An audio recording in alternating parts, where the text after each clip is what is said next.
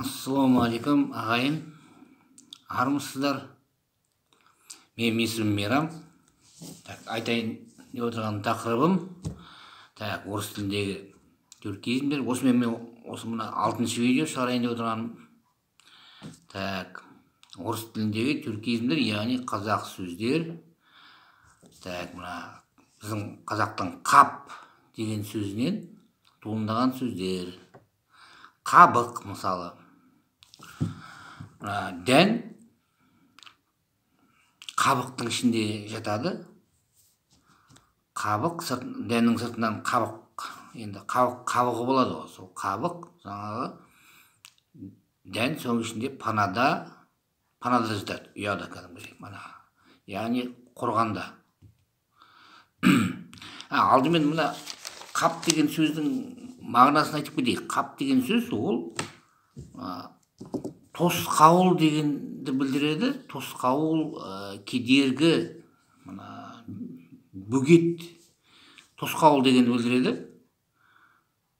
Ол адамға зиянды болуы мүмкін, пайдасы болуы мүмкін. Енді сол жаңағы қабықтың ішінде панада жатады дән. Соны жаңағы мына ауа райының келеңсіздік, жағымсыз жағдайларынан мына қорғанда жатады. Сосын келесі сөз қабықтан. Мысалы қапшық.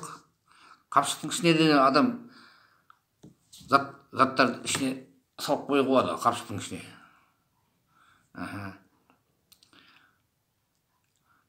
Сосын қабырға деген бар, мысалы. Қабырға мына адамда да болады, мына иттерде де болады, мысалы. Хайуандарда да болады деген ғой. Енді қабырға ол сүйек қой. Сүйек қабырғасы, қабырға сүйегі, ол шынымен де адамның ішкі ағзасы, жаңа өкпені, жүректі қорғап тұрады ғой. Сыртқа соққылардан, мысалы, қорғайтын зат. Одан басқа қабырға деп нені айтады? Үйдің қабырғасы, мысалы. Үйдің қабырғасы. Жар, яғни жар, орысша стена. Мысалы 4 қабырға. Ол да қабырғады сол қорғайды ғой.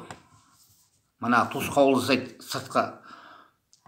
Қабырғаның ішінде отырған адам сыртқа аяздан, ыстыдан, желден, қардан, жаңбырдан соған тосқауыл болып отырады, қабырға деген. Соған тосқауыл.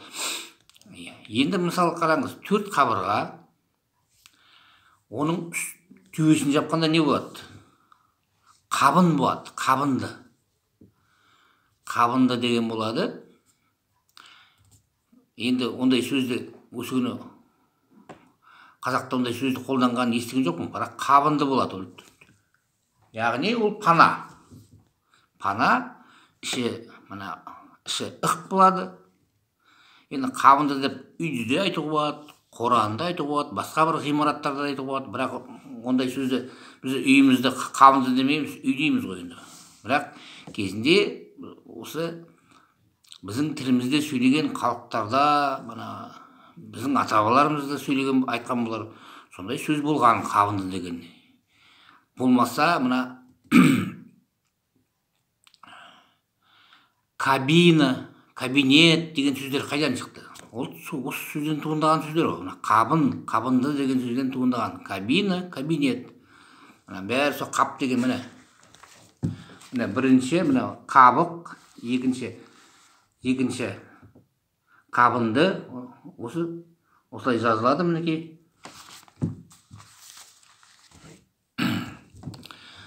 Сосын кабина, кабинетті айтқан екенбіз, көлікте капот деген бар емес пе?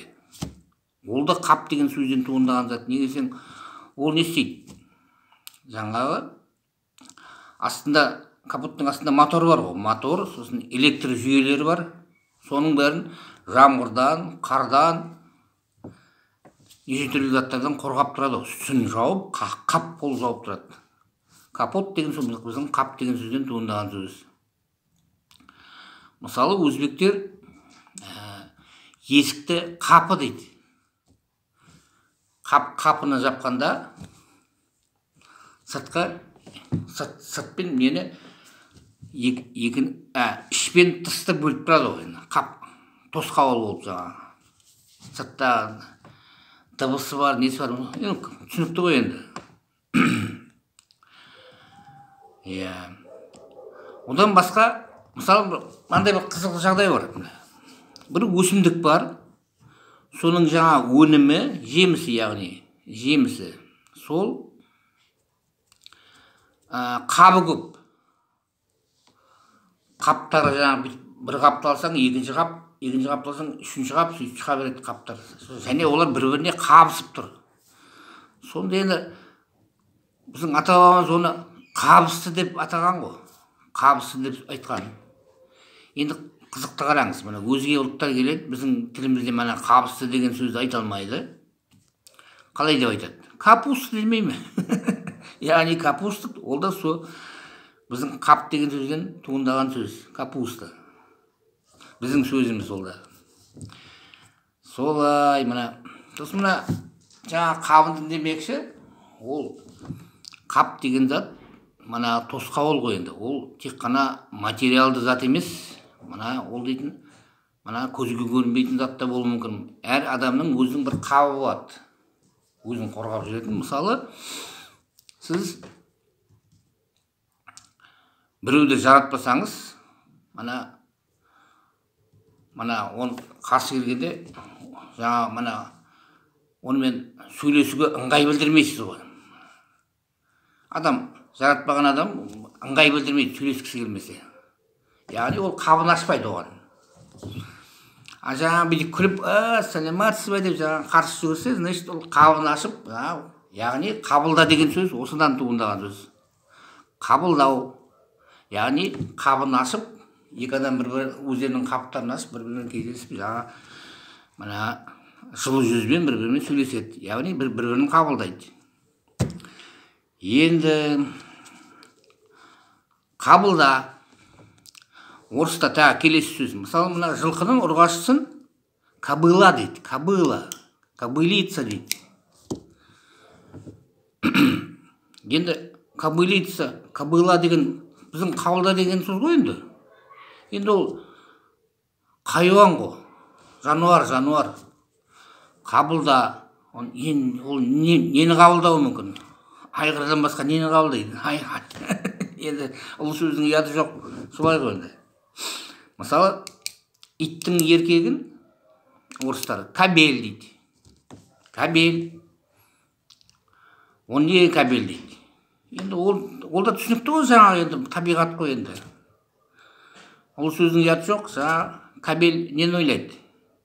Ана ұрғашы иттің денесін өз денесімен қаптауды ойлайды ғой, қабысуды ойлайды сонымен бірге. Сосын оны кабель деп айтады. Бәрі біздің сөз қарап отырсақ, біздің қап деген сөзімізден туындаған сөздер. Сосын мына электрокабель деген бар. Электр сымдар ішінен тоқ өтеді. Оны неге кабель дейді? Негізі оның сыртында техникалық қауіпсіздік жаңа несі бар ғой? Изоляциясы бар ғой? Изоляция. Сол қап қой енді. Сосын кабель деп атайды оны. Қап деген сөзден кабель деп атайды. Тағы қандай сөздер қап деген сөзден? Кабура. Тапаншаның қабы. Кабура. Тапаншаны ішіне салып қоясың, кабураның ішіне. Қап, біздің қап деген сөзден туындаған.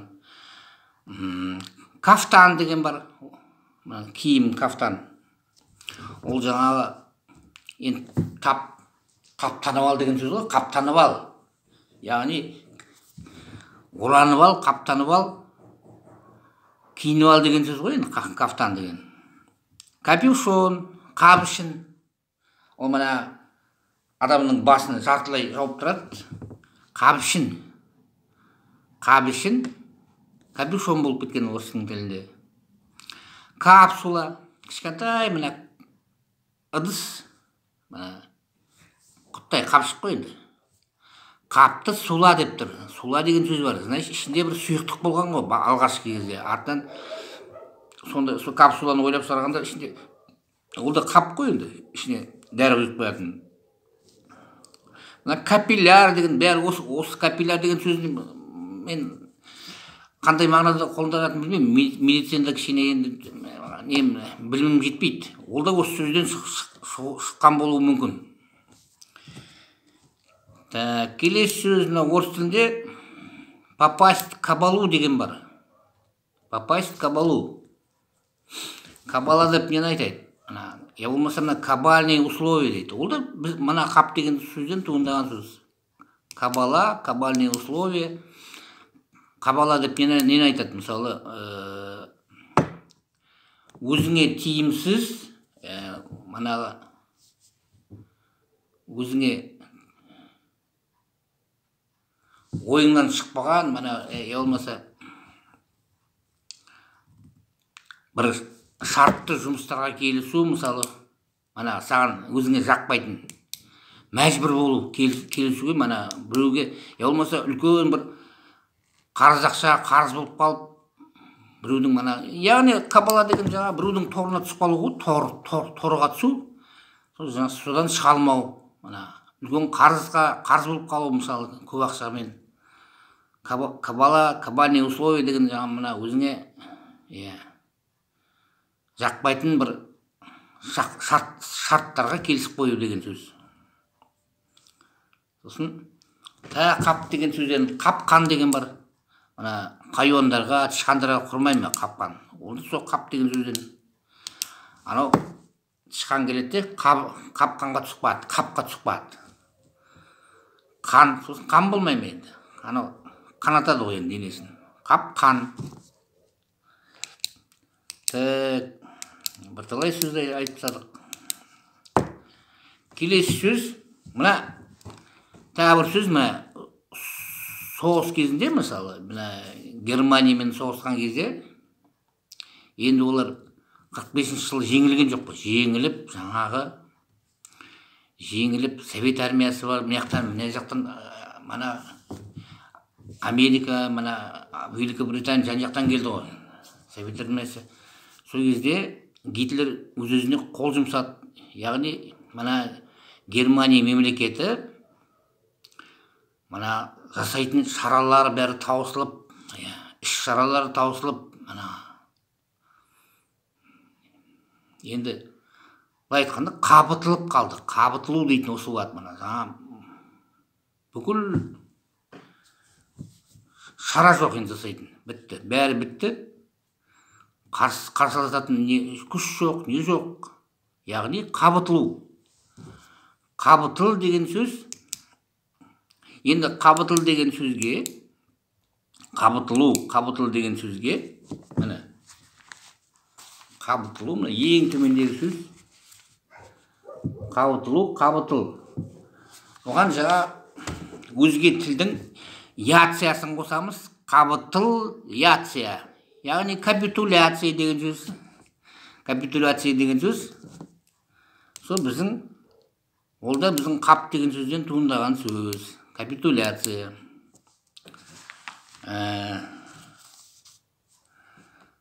Так.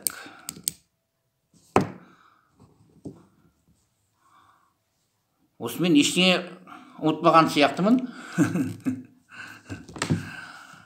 Көріп отырсыздар, қаншама сөз қарап отырсақ, бәрі біздің тілімізден шыққан.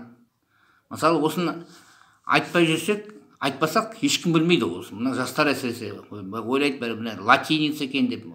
Шында да Википедияны қарасаң, осы кабинет деген сөздер латиница болып жазылып тұр. Ол латиницаға баяғы бір кезде латын тілдеріне кірген ғой біздің сөздеріміз.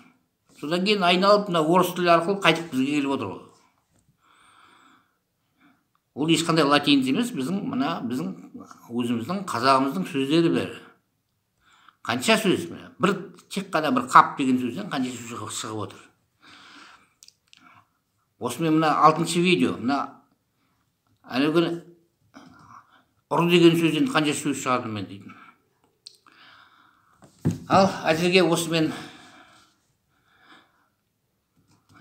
болды.